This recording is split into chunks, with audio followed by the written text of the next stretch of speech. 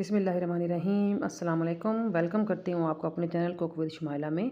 तो आज मैं आपके लिए लेकर आई हूँ चिकन कोफ्ते की इतनी शानदार रेसिपी। ये कोफ्ते इतने सॉफ्ट स्पॉन्जी और मज़ेदार होंगे कि मक्खन की तरह आपके मुंह में घुल जाएंगे इंशाल्लाह ताला। तो ये ऐसी रेसिपी है जो कि हम पूरी फैमिली के साथ बैठ के इंजॉय करना चाहेंगे। तो चलिए अल्लाह का नाम लेके रेसिपी को शुरू कर लेते हैं। तो इसके लिए जो मुझे इंग्रेडिएंट्स चाहिए उसमें है, मैंने लिया 400 ग्राम चिकन बोनलेस को अच्छी तरह धो के साफ़ कर लिया है। 2 स्लाइसेस चाहिए मुझे ब्रेड के, 1 अंडा चाहिए, 2 दरमियानी साइज़ को मैंने इस तरह कट किया है रैंडमली। 8 से 10 लहसुन के जवे लिए हैं, 3-4 टुकड़े अदरक के हैं और 3-4 हरी मिर्चें हैं। थोड़ा सा हरा धनिया मैंने काट लिया है। तो सबसे पहले अब इन सब चीज़ों का कीमा बना लेंगे। तो एक चॉपर लिया है मैंने। सबसे पहले मैं गोश्त को, चिकन को उसमें ट्रांसफ़र कर दूँगी और अब मैं इसमें डालूँगी प्याज, लहसुन और अदरक के जो पीस बनाए थे मैंने, और हरा धनिया और हरी मिर्चें भी साथ ही डाल देती हूँ। और अब इन सब चीज़ों को कर लेंगे मिक्स। और जो ब्रेड लिए थे मैंने, 2 स्लाइसेस लिए थे मैंने ब्रेड के, वो भी ऐड कर दूँगी। तो यहाँ पर आप चाहो तो ब्रेड की जगह क्रम्स भी डाल सकते हो, या ब्रेड ना हो तो चने का आटा भी इस्तेमाल किया जा सकता है।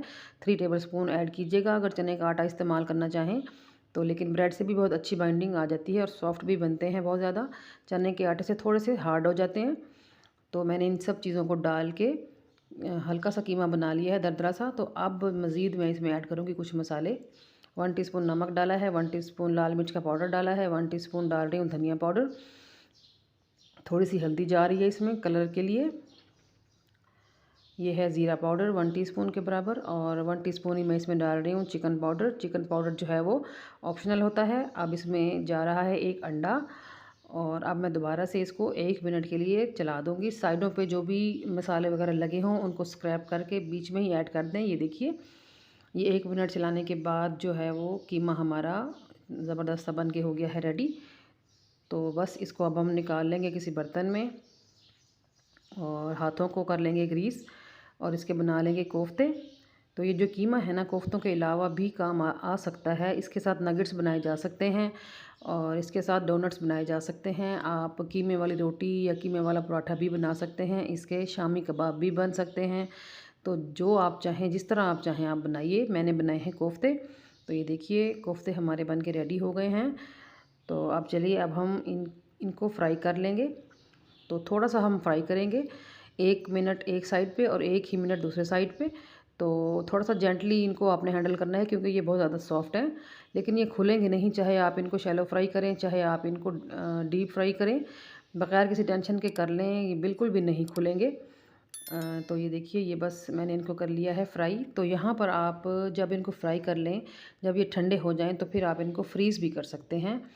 तो जब आपने बनाना हो कोफ्ते का सालन, आप कोफ्तों को फ्रीज़र में से निकालिए 1 से 2 घंटा पहले, और जब ये रूम टेम्परेचर पर आ जाएँ तो फिर आप इनको सालन बनाएँ, जो जो आपका दिल चाहे आप बनाएँ।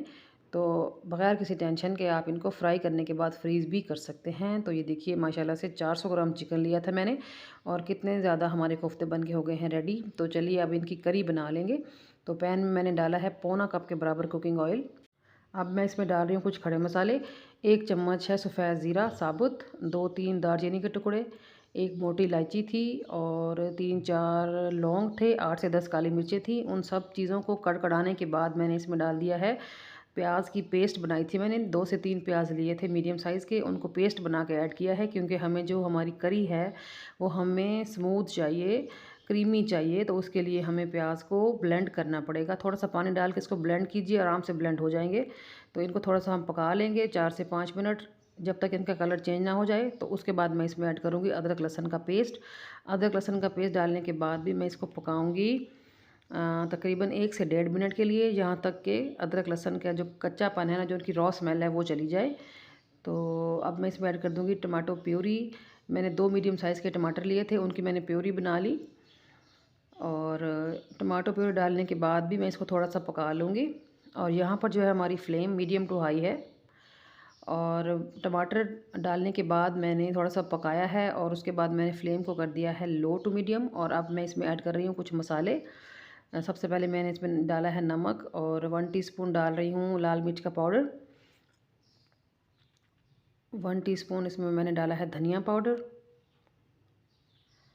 हाफ़ टी स्पून डाला है मैंने ज़ीरा पाउडर, हाफ़ टी स्पून इसमें मैंने डाला है काली मिर्च का पाउडर, और बस इतने ही मसाले ऐड करने थे मैंने, वो मैंने इसको इसमें कर दिए हैं। तो अब इनको हम थोड़ा सा पका लेंगे। अभी मैंने इसमें दही ऐड नहीं किया, तो थोड़ा सा मसालों को पकाने के बाद मैं दही ऐड कर दूँगी। तकरीबन 100 ग्राम के बराबर दही है ये।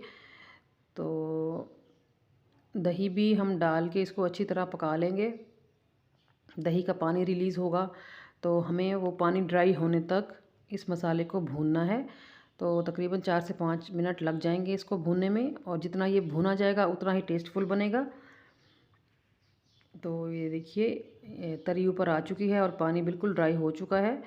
तो मसाला अच्छी तरह भुना जा चुका है। तो अब इसमें ऐड करने की बारी है कोफ्ते, जो कि मैंने अभी फ्राई किए हैं। ये देखिए, ये मैं ऐड कर दूँगी सारे इसमें।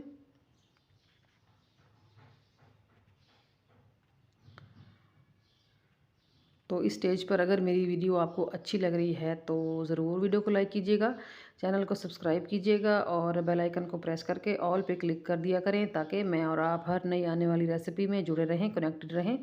तो इसके लिए मैं आपकी शुक्रगुज़ार रहूँगी। तो कोफ्ते ऐड करने के बाद इसको हमने थोड़ा सा जेंटली आराम से घुमाना फिराना है, ताकि जो मसाला है वो कोफ्ते में हर जगह लग जाए। तो थोड़ा सा इसको हम भून लेंगे मसाले में कोफ्तों को, और भूनने के बाद जो है वो इसमें मैं डाल दूँगी पानी। तो जितना शोरबा आपको चाहिए आप उतना उसमें पानी ऐड कर दीजिए। तो मैंने एक छोटा गिलास था मेरे पास, वो पानी का ऐड किया है, क्योंकि मुझे ज़्यादा शोरबा नहीं चाहिए था। तो अब मैं कवर लगा के इसको पकने दूंगी 8 मिनट, और 8 मिनट के बाद ये देखिए देखा है तो मैंने काफ़ी सारा जो शोरबा है वो हमारा गाढ़ा हो चुका है।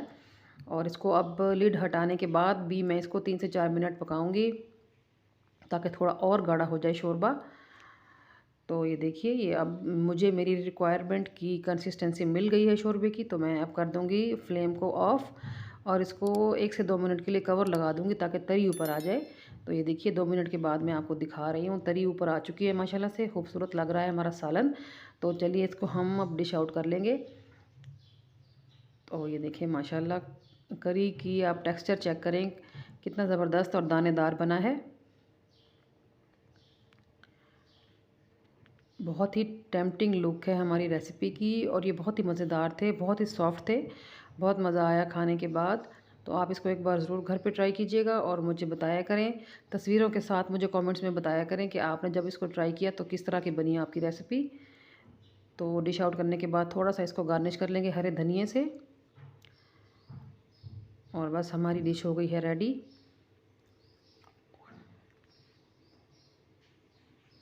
ये देखिए जी कितनी अच्छी लुक आ रही है माशाल्लाह से।